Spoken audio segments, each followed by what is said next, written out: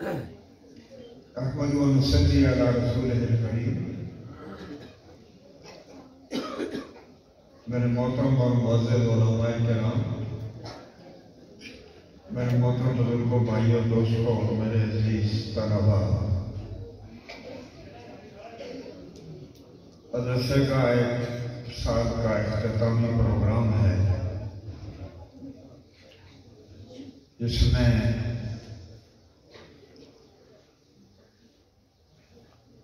आप हज़रात को इसके लिए बुलाया जाता है कि मदरसे की कारकर्दगी आपके सामने रखी जाए और इससे मखसूस कुछ रिया दिखावा नहीं होता है। मदारिस तो जो कुछ भी करते हैं अल्लाह की रजा के लिए करते हैं। ये जो आप रात को तकलीफ दी जाती है और बुलाया जाता है तो इसलिए बुलाया जाता है कि कम से कम आपने अपने बच्चे जो आपके यहाँ अमानतें हैं अल्लाह की, और ये अमानतें आपने दीनी मदारिस के हवाले की,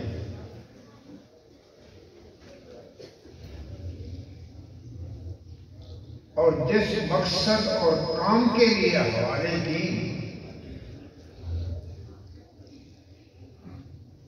तो दीनी मदारिस वाले साल के बाद आपको ये दिखाना चाहते हैं कि भाई आपने अपनी अमानतें जिस मकसद के लिए हमारे हवाले की थी, हमने साल भर अल्लाह की तौफीक के साथ, हमारा कोई कमाल नहीं है, अल्लाह की तौफीक के साथ हमने उनके साथ मेहनत की है। उसका नतीजा आप अपनी आंखों से देख लें कि अल्हम्दुलिल्लाह हमने अपनी उस मेहनत का हक अदा किया है और आपकी अमानतों में खयानत नहीं की। इसका नतीजा ये निकलता है कि अल्हम्दुलिल्लाह बच्चों की भी हौसला अफजाई हो जाती है, ये भी खुश हो जाते हैं, और बच्चों के सरपरस्तों को भी कोई तसल्ली हो जाती है कि चलो हमारे बच्चों का वक्त जाया नहीं हुआ, काम पे लगा है।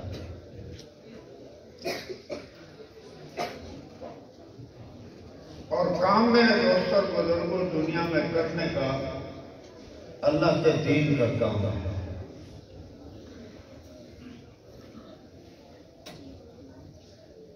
इंसान के दुनिया में बहुत से मसले हैं,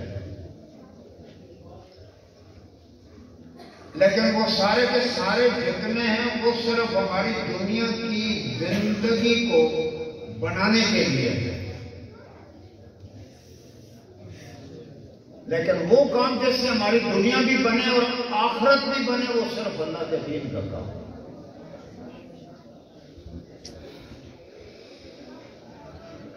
बगैर अल्लाह के दीन के हमारी आखिरत नहीं बन सकती, कब्र नहीं बन सकती।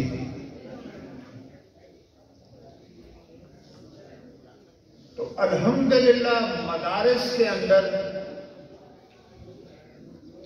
इंसान बनते हैं। ये बनने की जगह है, बिगड़ने की जगह नहीं है।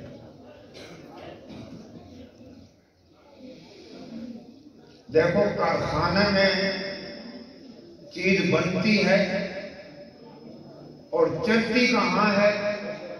बाजार में, दूसरे माहौल में। ये पंखा कारखाने में बना है, अब चल रहा है, या मस्जिद में।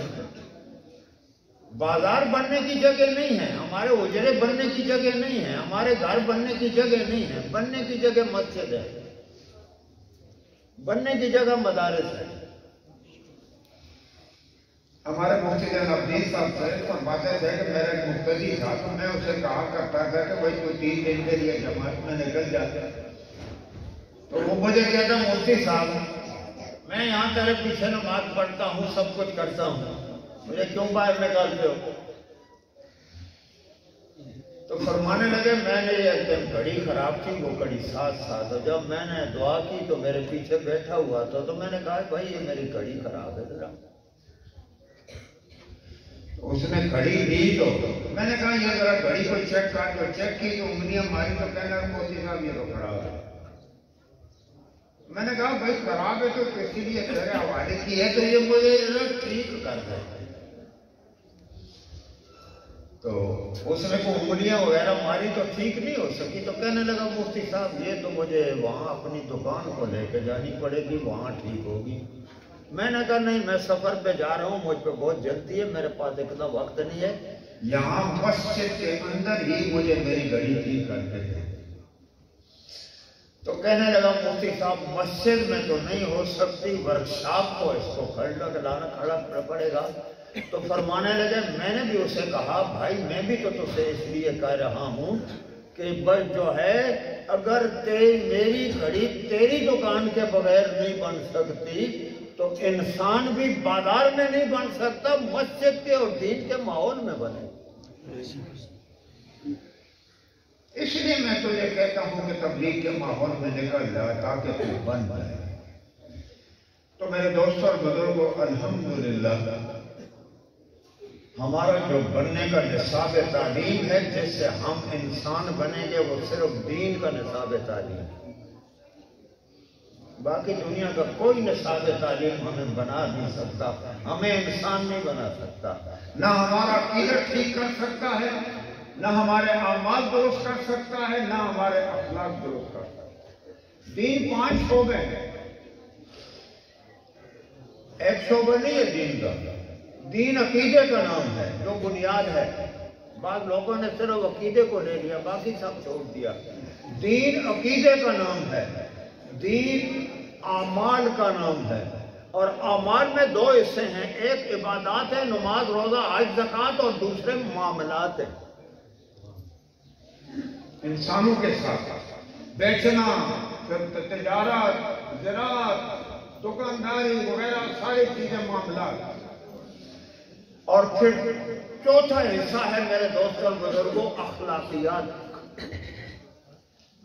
کہ انسان کے اخلاق ٹھیک ہوں، تکبر نہ ہو، غرور نہ ہو، عاجزی ہو، انکساری ہو، کسی مسلمان کو اس کے ہاتھ سے تکلیف نہ پہنچے۔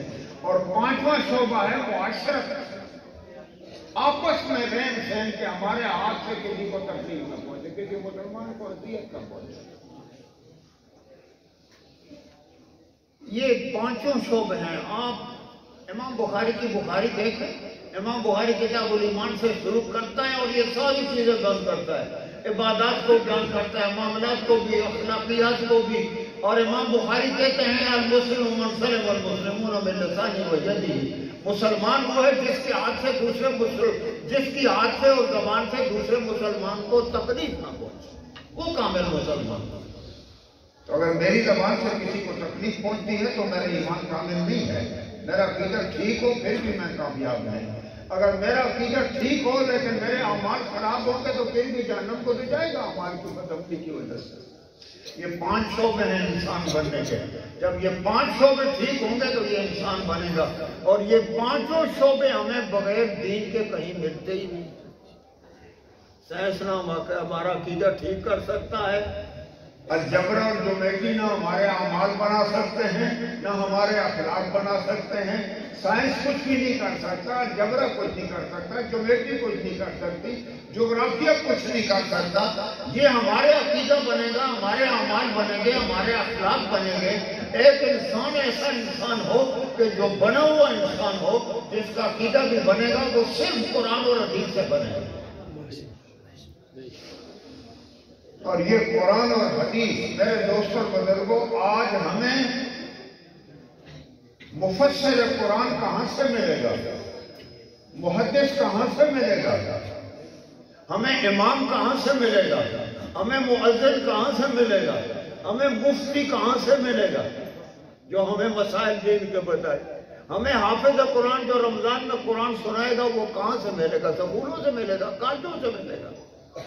یہ امت کی جتنی دینی ضرورتیں ہیں اور امت کی جتنی روحانی ضرورتیں ہیں، یہ صرف اور صرف اللہ کے دین سے پوری ہو رہی ہیں۔ اور یہ دین مدارس میں پڑھایا جاتا ہے تو مدارس ہمارے دینی اور ہماری روحانی ضروریات کو پورے کر رہے ہیں۔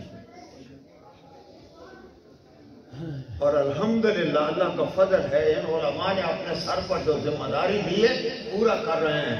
آج آپ دنیا میں دیکھیں بجلی کے اندر لوڈ شیڈنگ ہے، لوگ کہتے ہیں ہمیں بجلی نہیں مل رہی، لوگ کہتے ہیں ہمیں گیس نہیں مل رہی، ہماری سڑک خراب ہے، ہمارا یہ خراب ہے، ہمارا یہ خراب ہے۔ کبھی تم نے پاکستان میں کبھی کہیں مسلمانوں کو سڑکوں پہ نکلتے ہوئے دیکھا تھا کہ آج ہمیں قرآن کا حافظ ضرورت تھا رمضان میں ہمیں نہیں ملا اور مدارس کے خلاف انہوں نے ہڑتال کی ہو کہ یہ مدارس لوڈ شیڈنگ کر رہے ہیں؟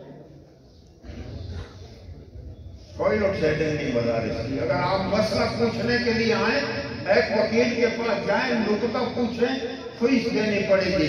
ڈاکٹر کے پاس جائیں، آپ کو ایک ذرا سی چیک اپ کرے گا، فیس دینی پڑے گی۔ اور تم آؤ اور آؤ وہ مولوی صاحب کو، اور مولوی صاحب کو کہو میری ذرا اللہ مہینہ غلط ہے ٹھیک کر دو، تو کتنی فیس لے گا مولوی صاحب تم سے؟ لیتا ہے کوئی؟ میرے دوست اور بزرگوں کوئی فیس نہیں ہے۔ اس لیے میرے دوست اور بزرگوں الحمدللہ امت پر مدارس کا احسان ہے اور امت پر علماء کا احسان ہے کہ امت کو دین کی جس کام کی ضرورت پڑتی ہے علماء اس کے لیے تیار ہے۔ کبھی کوئی لیٹ شیڈنگ نہیں۔ اور پھر یہ علماء، میں نے اس سے بھی کہا تھا بیچاروں کے لیے، وہ میرا اس سے بیان ہوا کوہاٹ میں، اس کوہاٹ میں مولانا میں حیران رو گیا،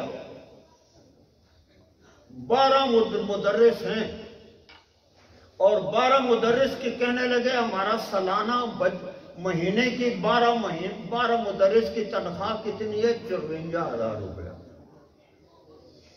میں حیران رہ گیا، تم کیا کرتے ہو مولویوں کے چاروں کے ساتھ؟ وہ 3,000 روپے تم مہینہ کا دیتے ہو، وہ کیا کر رہے ہو؟ 12 مدرس، 12 چوک 48، 4,000 روپے بھی تنخواہ ہو تو 48,000۔ میں نے ان کو بھی یہ قصہ سنایا، اس دن بھی میں نے سنا ایک بادشاہ نے ایک ہاتھی رکھا ہوا تھا اور اس ہاتھی کو کہا، اس نے کہا میرے ہاتھی کو کسی نے رولا دیا تو میں اس کا انعام دوں گا۔ تو ساری دنیا سارے اربے استعمال کر چکی، ہاتھی نہیں رویا۔ مولانا فضل الرحمان صاحب چلے گئے، اس کے کان میں ایک بات کی آہستہ سے تو ہاتھی رو پڑا۔ تو لوگوں نے کہا یہ کون سا منتر تو نے بیٹھایا ہے، ایسا آپ کی تنخواہ دسی یہ میری 3,000 روپے مہینہ اس دور میں میری تنخواہ ہوا ہاتھی رو۔ تو میرے دوستوں بزرگوں، آج یہ جن لوگوں کو لوگ دنیا بیکار سمجھتے ہیں، یہ یہود و نصارہ کا پروپیگنڈا ہے کہ امت پر تم پہ جو اس وقت سب سے بڑا بوجھ ہے یہ علماء کا بوجھ ہے۔ تم پہ اس وقت سب سے بڑا بوجھ ہے تو یہ اماموں کا بوجھ ہے، یہ حفاظ قرآن تم پہ بوجھ ہے۔ نہیں میرے دوست اور بزرگوں، یہ الحمدللہ وہ ذمہ داری پوری کر رہے ہیں جو ان کے ذمہ داری ڈالی گئی ہے۔ اس لیے پھر کیا کہتے ہیں، اس مولوی صاحب کو پنچر لگانے کا چھل نہیں آتا، اس مولوی صاحب کو انجینئرنگ نہیں آتی، اس فلاں کو کمپیوٹر نہیں آتا۔ ارے میرے بھائی دوستوں اور بزرگوں، ڈاکٹر کے پاس تم لے جاؤ کوئی سائیکل کہ ڈاکٹر صاحب پنچر لگا دے تو ڈاکٹر کہے گا میرا یہ کام ہی نہیں ہے بھائی، تو وہاں اعتراض نہیں کرتے کہ یہ کیسا ڈاکٹر ہے اس سے پنچر لگانا نہیں آتا۔ اور مولوی صاحب کو کہتے ہیں یہ کیسا مولوی ہے تو پنچر لگانے کا طریقہ نہیں آتا، اس لیے مولوی صاحب کو پنچر بھی لگانا چاہیے۔ بھائی مولوی صاحب کو کام کیا ہے؟ امت کی روحانی ضروریات پورا کرنا، امت کی دینی ضروریات کو پورا کرنا۔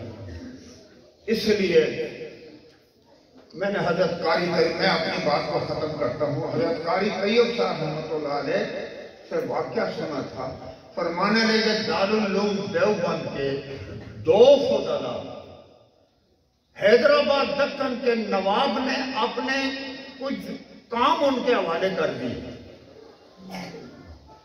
امانت کہاں سے سیکھی جاتی ہے؟ دیانت کہاں سے سیکھی جاتی ہے؟ آج میرے دوستوں اور بزرگوں دیکھو یہ کرپشن میں جتنے پھنس رہے کوئی دینی مدارس کے فارغ ہیں۔ الحمدللہ یہاں امانت سکھائی جاتی ہے، دیانت سکھائی جاتی ہے، خوف خدا سکھایا جاتا ہے۔ تو انہوں نے جا کے جب دیانتداری سے کام کیا تو اس کے دفتروں کا نظام ٹھیک ہو گیا۔ نواب حیدرآباد دکن آیا، مولانا محمد احمد رحمۃ اللہ علیہ کے پاس جو دارالعلوم دیوبند کے معتمد تھے، یہ مولانا قاسم نانوتوی رحمۃ اللہ علیہ کے دارالعلوم دیوبند نے ہم پہ احسان کیا ہے، دارالعلوم دیوبند کے اکابر نے ہم پہ احسان کیا امت پہ۔ اللہ ہمیں اپنے دارالعلوم دیوبند کے اکابر کے ساتھ جوڑے رکھے، خدا کی قسم۔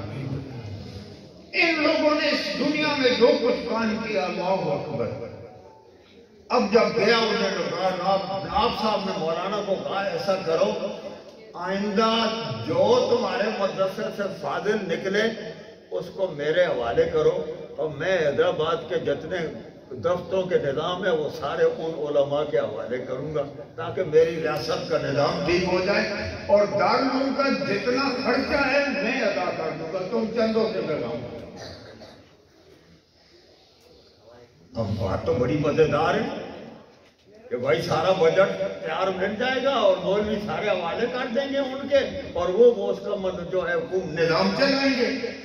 تو مولانا محمد احمد صاحب نے اپنے بڑے حضرت شیخ الہند رحمۃ اللہ علیہ، جو ہمارے سب اکابر کے سرپرست ہیں، ہمارے جتنے اساتذہ ہیں، ان سب کا نسبت شیخ الہند کے ساتھ ملتی ہے، اس لیے عقیدے میں، عمل میں، سب میں ہمارے لیے قرآن و سنت کے اندر ہمارے پیشوا ہیں حضرت شیخ الہند۔ تو اس نے جا کے حضرت شیخ الہند کو کہا کہ ایسا حیدرآباد دکن کا نواب آیا تھا، اس نے کہا تمہارے اخراجات میں برداشت کر لوں گا اور اپنے فضلات میرے حوالے کر دو، میرا ملک میری ریاست کو چلائے۔ تو حضرت شیخ الہند نے کہا وعدہ تو نہیں کر دیا؟ انہوں نے کہا وعدہ تو نہیں کیا۔ فرمایا اچھا پھر ایسا کرتے ہیں، میرا بھی بڑا ہے اور تیرا بھی بڑا ہے، حضرت مولانا رشید احمد گنگوئی، اس کے پاس چلے جاتے۔ تو دونوں حضرات، حضرت مولانا رشید احمد گنگوئی، یہ دارالعلوم دیوبند کے بانیوں میں سرپرست ہے دارالعلوم دیوبند، ان کے پاس گئے تو مولانا رشید احمد گنگوئی نے حضرت مولانا محمد احمد سے پوچھا، محمد احمد وعدہ تو نہیں کر دیا؟ انہوں نے کہا حضرت وعدہ تو نہیں کیا۔ اب مولانا رشید احمد بہت بڑی شخصیت ہے، مولانا محمد احمد چھوٹا ہے، شاگردوں کا شاگرد ہے، حضرت شیخ الہند کا شاگرد ہے، اور شیخ الہند رشید احمد گنگوئی کا شاگرد ہے۔ تو بڑے تو چھوٹوں کو بہت کچھ کہہ سکتے ہیں، ہم تو نہیں کہہ سکتے، لیکن جو الفاظ حضرت قاری صاحب نے بیان فرمائے ہم زبان پر جو لا ہی نہیں سکتے، کیوں نقل کفر نہ باشد۔ حضرت مولانا رشید گنگوئی نے فرمایا محمد احمد میں تجھے احمد کو سمجھتا تھا، لیکن اتنا احمد نہیں سمجھتا، میں تو بیوقوف تھا سمجھنا، پر اتنا بیوقوف نہیں سمجھ، یہ وہ کہہ سکتے ہیں، ہم نہیں کہہ سکتے۔ وعدہ تو نہیں کیا۔ تو مولانا رشید گنگوئی نے فرمایا محمد احمد سر کھائے حیدرآباد دکن کے نواب کی ریاست، ہم نے دارالعلوم دیوبند نواب صاحب کی ریاست کو چلانے کے لیے نہیں بنایا، ہم نے دارالعلوم دیوبند اس لیے بنایا ہے کہ اس امت کو محدث کی ضرورت ہو تو ہم شیخ الحدیث اس کو دے دیں، اس آدمی کو شیخ التفسیر کی ضرورت ہو تو ہم شیخ التفسیر دے دیں، اس امت کو اگر امام مسجد کی ضرورت ہو تو ہم امام مسجد دے دیں، اس امت کو اگر مفتی کی ضرورت ہو تو ہم اسے مفتی دے دیں، اگر اس امت کو شیخ طریقت کی ضرورت ہے تو ہم اس کو شیخ طریقت دے دیں، اگر اس امت کو میرے دوست اور بزرگوں مجاہد کی ضرورت ہو تو ہم اس کو مجاہد دے دیں۔ یہ جتنے دینی مناسب ہیں، یہ مناسب پورے کرنے کے لیے ہم نے دارالعلوم دیوبند بنایا۔ میرے دوست اور بزرگوں، الحمدللہ وہ آج اس دارالعلوم دیوبند کا فیض ہے کہ یہ سارے ہمارے مدرسے اس کی بیٹیاں ہیں کہ وہ انہوں نے کام کیا، امت کو محدث بھی دیے، شیخ الحدیث بھی دیے، شیخ التفسیر بھی دیے، فقہا بھی دیے، مجاہد بھی دیے، شیخ طریقت بھی دیے، حفاظ قرآن بھی دیے اور قاری قرآن بھی دیے۔ یہ کہاں سے آئی؟ یہ دینی مدارس سے آئی۔ اس لیے میرے دوستوں بزرگوں دعا کرو اللہ ان دینی مدارس کو قائم و دائم رکھے۔ یہ باطل کی نگاہ اسی لیے آج ہمارے اوپر پڑی ہوئی ہے، ان کو ختم کرو تاکہ امت کے نہ اخلاق بنانے والا کوئی ہو اور نہ امت کے اعمال بنانے والا کوئی ہو، اور امت کو دین کا راستہ اور خدا سے ملانا والا ہی کوئی نہ ہو۔ آزاد چھوڑ دو ان کو تاکہ امت بے مہار بن جائے۔ میرے دوست اور بزرگوں، نہیں یہ دینی مدارس کا کام ہے، اللہ پاک ان کی حفاظت فرمائے۔ واہ